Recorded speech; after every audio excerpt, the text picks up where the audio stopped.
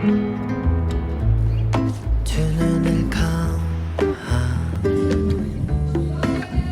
가만히 더 느껴봐 기분 좋은 긴장감 내게 말해줘 tonight 널 알고 싶어 따분할 만큼 이성적이었던 나 무너지고 있잖아 네 앞에 서면 생각도 멈춰 사랑에 빠지는 건 바보 같다고 그렇게 난 믿었었는데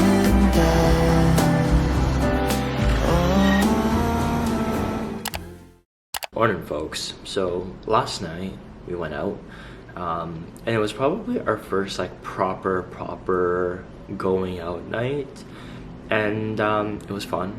It was great. No regrets. You know, we're in New York. We're only here for a few more days, but we're definitely feeling pretty rough this morning. Gotta stay hydrated. And now the plan is to go grab a quick bite, probably keep it light. Our tummies are still a bit sensitive. How are you feeling this morning? I woke up in a rough state, and I'm much better now. After a good shower. A couple Oh, okay. How you feeling? Getting some fresh air. fresh air. Fresh air. So much for keeping it light. Look at this. Oh, wow. Alright, folks. Oh, actually, there we go. A bit more cozy. But yeah, we made it. This is the last vlog of 2023. What a wild year. Less Shitty, Ella Studio that opened up in August, Cowdog that's gonna be opening up, and just a lot of personal growth. I thought what better way than to finish off the year with a little year-end Q&A. Grab some snacks, a bevy, get cozy. Let's get going. How do you find your personal style and not be influenced by everything online? I really think it comes down to trial and error, seeing what you personally vibe with, what looks good on you, what makes you feel more confident. I do think that getting inspiration from online, other creators, magazines, movies, whatever, can be a great place to start. But obviously you can't just like copy and paste different styles onto different people. It depends on your body, proportions, and like your overall personality. And I think one of the biggest things I personally embraced this year was not allowing like women's clothing or men's clothing or what to kind of define what I want to wear. So experiment, try different things, and just see what you like. What's one thing you learned about yourself this year? Maybe more so recently.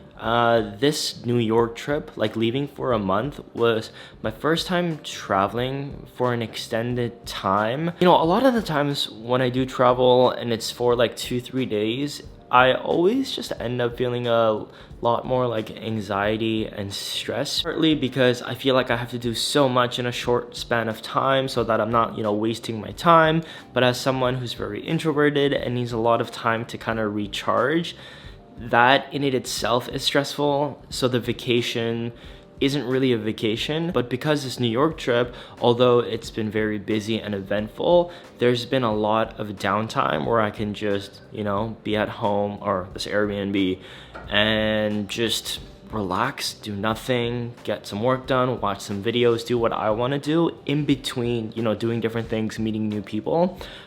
It's been such a rewarding way to travel. And obviously, I'm very privileged, the fact that I can leave for a month. But yeah, it just kind of confirmed that I don't really like traveling that much unless I'm able to build a routine while I'm traveling. What does 2024 have in store for you? I think the biggest thing, the most immediate thing in January, pretty much as soon as we get back, we're gonna be opening up our coffee shop full time, like in a permanent location.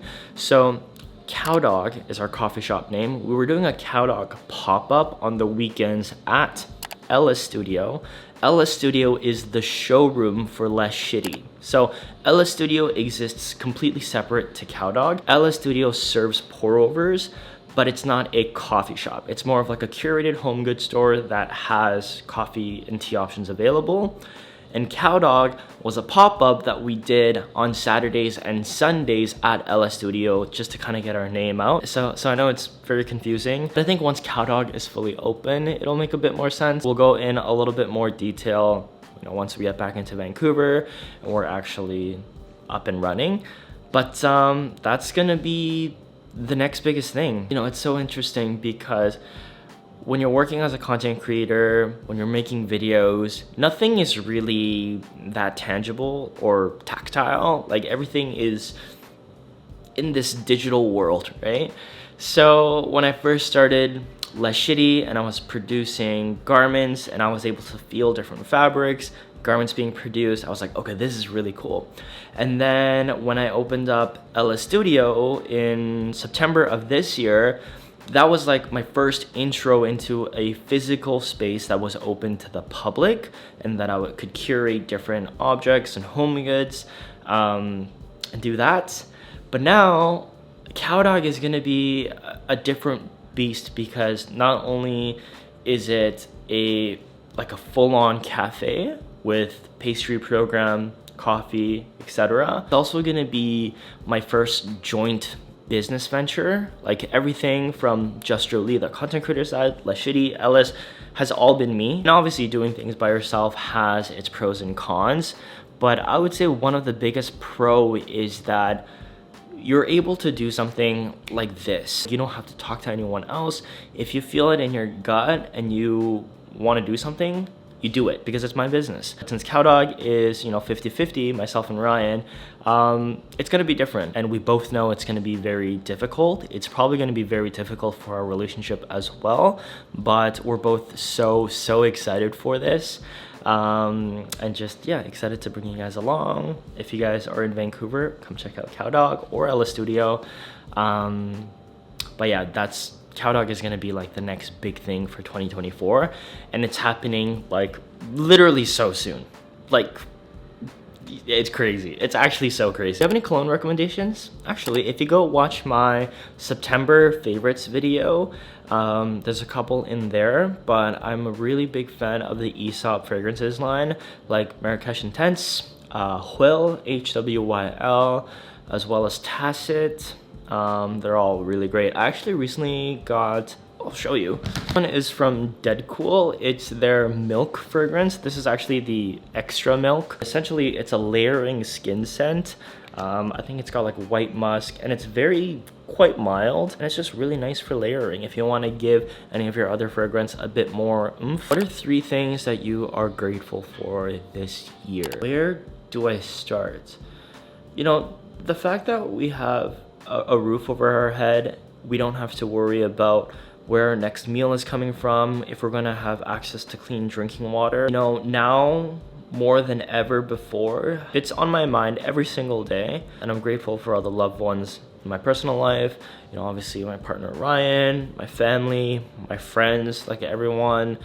It's just very supportive, and it really does feel like I'm kind of settling into more of like a mature and supportive social dynamic. There's like no jealousy, there's no competition. People that are in the entrepreneurial space, people that are in the content space, everyone in my immediate circle are just so supportive. Like we all want each other to do well. And I'm just very grateful for that because it hasn't always been like that. And lastly, as cheesy as it is, I'm grateful for you guys. The fact that I'm in New York for a month, creating content, doing this, being in this Airbnb, having an apparel line, having a lifestyle goods store, to opening a coffee shop, literally none of this would have been possible if it wasn't for your guys' support, watching my content, liking my videos. Like literally every single thing has accumulated to, me being able to do this. It's just so crazy because for the first 6-7 years, nothing was really happening with this channel. It was really yeah, I just didn't know what would really come of it, because even though I was putting in so much work for 7 years, sure, I got the occasional like brand deals or what, but nothing, I couldn't really see a future, you know, with this channel and, you know, in this kind of career path. But it is so wild how quickly things can change if you just kind of stick with it. I don't remember where I heard this, but something along the lines of, if you do something that you're passionate about for 10 years at least, there's no way that it's not gonna work out. And I believe it. You really do just have to put in your time. Really glad that I kind of stuck through it, because I mean, look where we are now. But yeah, I think that's a good spot to end the Q&A. Ryan is currently with a friend, and then later this evening we are going to this ramen bar that we actually made a reservation like 30 days ago when we first like pretty much got into New York. I'm not sure if it's still a Michelin star or maybe it's a Big Gourmand, but it's like this Korean ramen spot that we're really excited to check out. Yeah, a lot of eating out the past couple of days. We definitely have been like cooking at home. A lot of like the Trader Joe's like fried rice, well, I guess half cooking or just heating up food.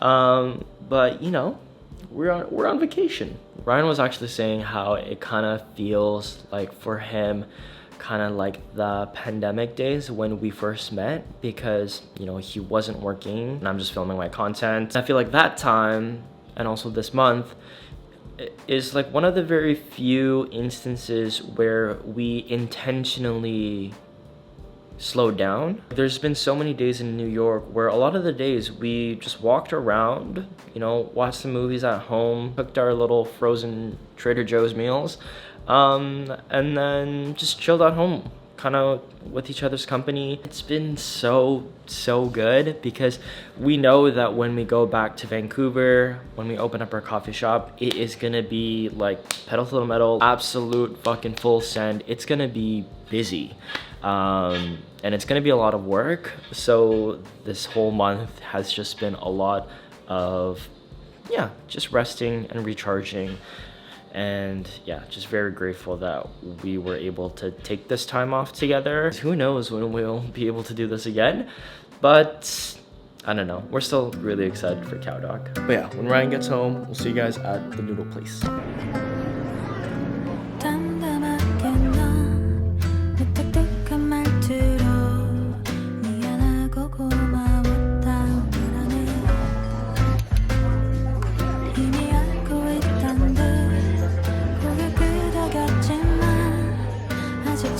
손을 놓지